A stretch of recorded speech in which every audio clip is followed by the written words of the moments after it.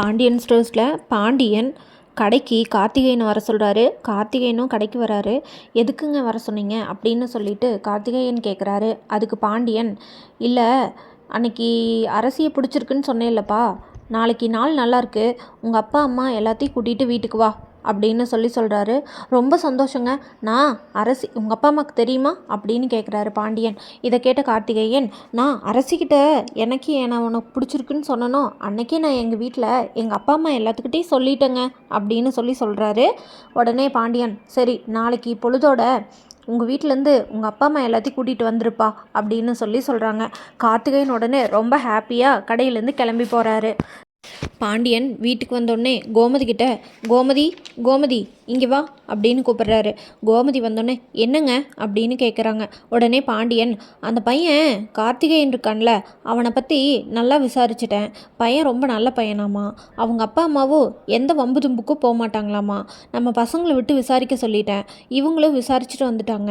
நாளைக்கு அந்த பையனை நம்ம பொண்ணு அரசியை பொண்ணு பார்க்குறக்காக வர சொல்லியிருக்கேன் அப்படின்னு சொல்கிறாரு பாண்டியன். அப்படியாங்க, ரொம்ப சந்தோஷம் அப்படின்னு சொல்கிறாங்க கோமதி. இதை கேட்ட பாண்டியன், நீ வீட்டில் ஏற்பாடெல்லாம் செஞ்சுடு, அவங்க வர்றப்ப எப்படி என்னென்ன பண்ணணுமோ எல்லாம் பார்த்து பண்ணிடு அப்படின்னு சொல்கிறாங்க. உடனே கோமதி, சரிங்க அதெல்லாம் நான் பார்த்துக்கிறேன் அப்படின்னு சொல்கிறாங்க கோமதி. பாண்டியன் கதிரையும் சரவணனையும் பார்த்து, இங்கே பாருங்க கதிரு, சரவணா, நீங்கள் 2 பேரும் கார்த்திகேயன் அந்த பையனை கூப்பிட்டு சாயங்காலம் அவங்க பொண்ணு பார்க்க வரக்குள்ள நம்ம அரசியை பற்றி எல்லா விஷயத்தையும் சொல்லிடுங்க அப்படின்னு சொல்கிறாரு. என்னப்பா சொல்கிறீங்க, அதெல்லாம் சொல்லணுமா அப்படின்னு கேட்குறான் கதிர். அதுக்கு, என்னடா இப்படி கேட்குற, எல்லாமே சொல்லிடணும், சொல்லாமல் விட்டால் அது நாளைக்கு தப்பாக போயிடும்ல. ஏற்கனவே அரசியோட வாழ்க்கை ரொம்ப நிலக்குலைஞ்சு போயிடுச்சு, இந்த வாழ்க்கையாவது அரசிக்கு நிலையாக இருக்கணும், அதுக்காக தான் சொல்கிறேன். நல்லதோ கெட்டதோ அரசியை கல்யாணம் பண்ணிக்கு போகிற பையனுக்கு எல்லாமே தெரிஞ்சிருக்கிறது நல்லது தானே அப்படின்னு சொல்கிறாங்க பாண்டியன்.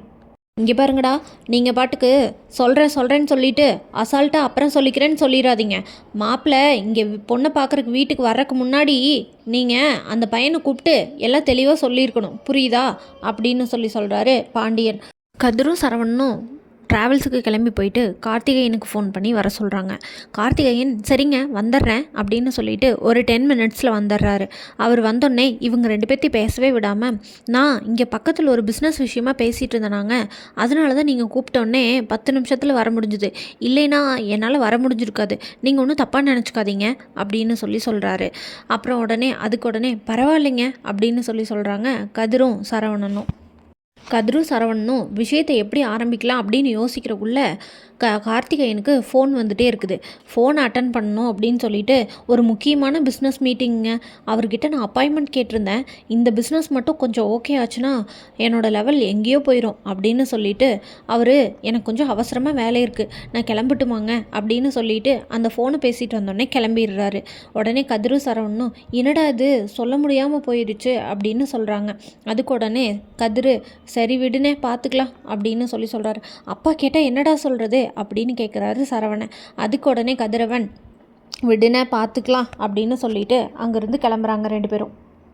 சுகன்யா உடனே இங்கிருந்து முத்துவேல் வீட்டுக்கு போய் அங்கே இருக்கிற வடிவுக்கிட்டேயும் மாரிக்கிட்டேயும் அவங்க மாமியார்கிட்டேயும் அரசியை பொண்ணு பார்க்க வராங்க.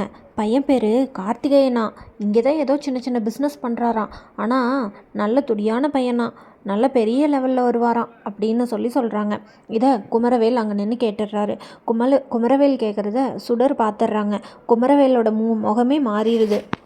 சுடர் உடனே குமரவேல்கிட்ட, நீங்கள், நான் உங்களை கவனிச்சுட்டு தான் இருந்தேன், அரசிக்கு கல்யாணம்னு சொன்னோடனே உங்கள் முகமே சரியில்லையே அப்படின்னு கேட்குறாங்க.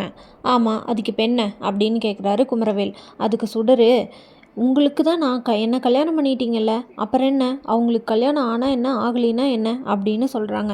இங்கே பாரு, நான் உன்னை ஒரு சாய்ஸாக தான் எடுத்து கல்யாணம் பண்ணியிருக்கேன், என்னை எப்படி அவள் கல்யாணம் பண்ண மாட்டான்னு எனக்கு தெரியும், அப்புறம் அவள் வேறு யாரையாச்சும் பார்த்து கல்யாணம் பண்ணிட்டு போயிடுவா, எனக்கு அப்போ பொண்ணு கிடைக்காதுல்ல, அதனால தான் நான் உன்னை கல்யாணம் பண்ணேன், சாய்ஸ் இல்லாமல் தான் நான் உன்னை கல்யாணம் பண்ணியிருக்கேன், நீ அதுக்காக என் ஒய்ஃபெல்லாம் கிடையாது, புரியுதா, அதே மாதிரி என்கிட்ட இந்த கேள்வி கேட்குற வேலையெல்லாம் வச்சுக்காத அப்படின்னு சொல்லிட்டு குமரவேல் அங்கேருந்து கிளம்பிடுறாரு கோவமாக. குமரவேல் இப்படி சொன்னதை சுடர் வீட்டில் சொல்லுவாங்களா, இல்லை குமரவேல் குமரவேல் அரசிக்கும் கார்த்திகேயனுக்கும் நடக்கிற பொண்ணு பார்க்குற ஃபங்க்ஷனை தடுத்து நிறுத்துவாரான்னு தெரிஞ்சுக்க நம்ம சேனலை மறக்காமல் லைக் ஷேர் அண்ட் சப்ஸ்கிரைப் பண்ணிக்கோங்க.